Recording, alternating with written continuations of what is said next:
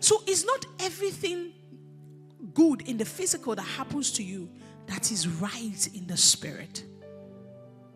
Jesus arrived at the garden. Remember, we're talking about the fig tree. He said, will I leave my good fruit? Jesus arrived at the garden, at the wilderness. And so he had finished fasting. He had met everything. He said, turn the stone into bread. He looked at the thing very well. And he knew that it is not good. And he said, man does not live by bread alone, but by every word that proceeded from the mouth of God. How did he know it? Because he was the one in the garden in the beginning. Adam and Eve were not sustained by just the fruits. They were sustained by God. And so he said, that's not how we live. That's not how we grow. The moment a man reduces his survival to bread and wine and fish and the obvious things, the man would lose a measure of God's presence.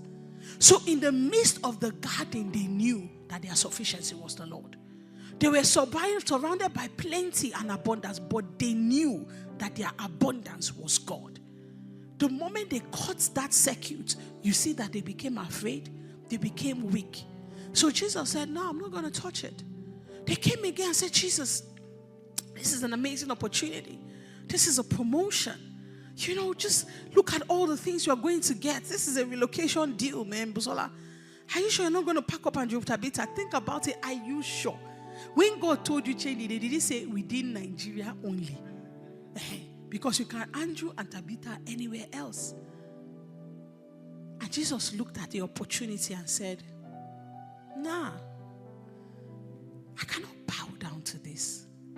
I bow down to God. You remember what I told you before about the blessing? And another word for the blessing is kneel. And you kneel. When you kneel, you bow. So you are submitting to. He said, I will not submit myself to the desire to be Lord over this